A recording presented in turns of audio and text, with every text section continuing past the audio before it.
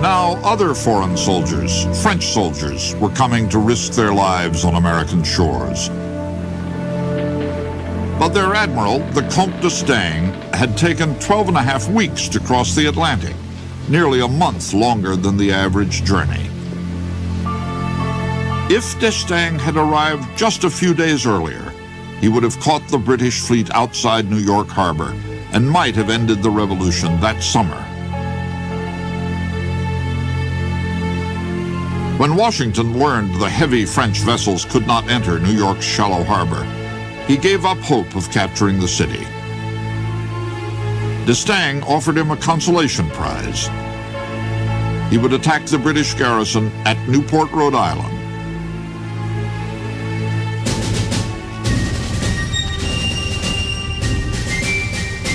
For the first Franco-American campaign, the rebels raised 6,000 enthusiastic militiamen, among them John Hancock, making his debut as an Army colonel, and Lieutenant Colonel Paul Revere, now heading an artillery unit in the Massachusetts militia.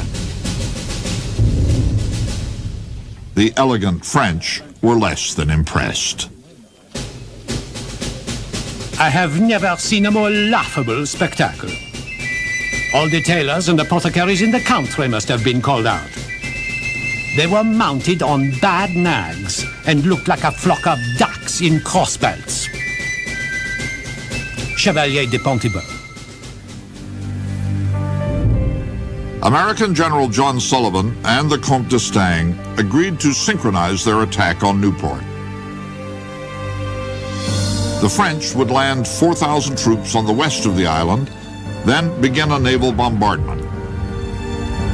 The Americans would land on the eastern side and join the French north of the city. But Sullivan jumped the gun. He saw a sudden opening in the British defenses and decided to move his men a day early without consulting d'Estaing. The French admiral was infuriated. He called the breach of plan an insult to France. John Sullivan was a political appointee as one of the earliest general officers appointed by Congress. As d'Estaing and Sullivan argued, 20 British warships arrived from New York. The French and British fleets spent the next 24 hours maneuvering for the favor of the wind.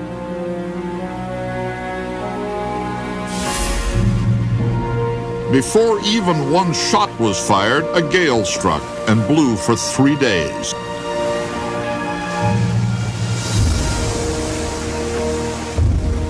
The fierce winds and roiling waves knocked down masts and broke off rudders.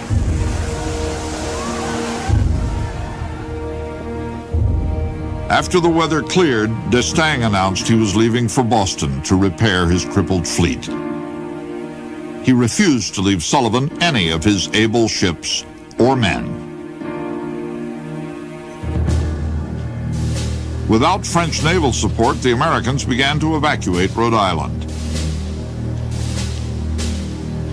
The British pursued.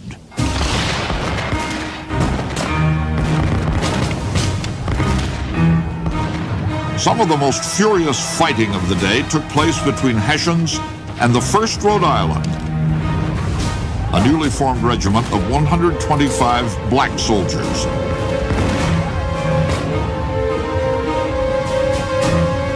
For nearly 4 hours, the 1st Rhode Island fought with what was described as a desperate valor, repelling 3 Hessian assaults.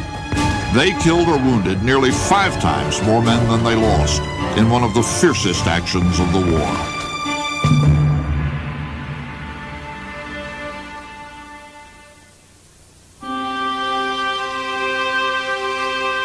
Throughout the Revolution, as many as 5,000 black soldiers fought with the rebels.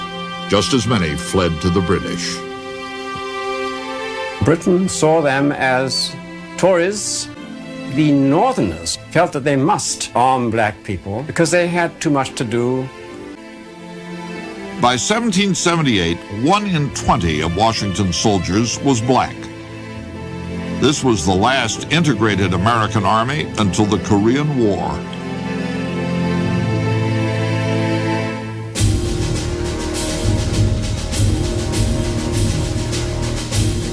The battle for Rhode Island ended in a military setback and a diplomatic blunder. Chafing old wounds dating back to the French and Indian Wars, General John Sullivan publicly blamed the French. The French fleet's sudden departure for Boston has raised every voice against the French nation and revived all those ancient prejudices against the sincerity of that people. I do resent the conduct of the Count.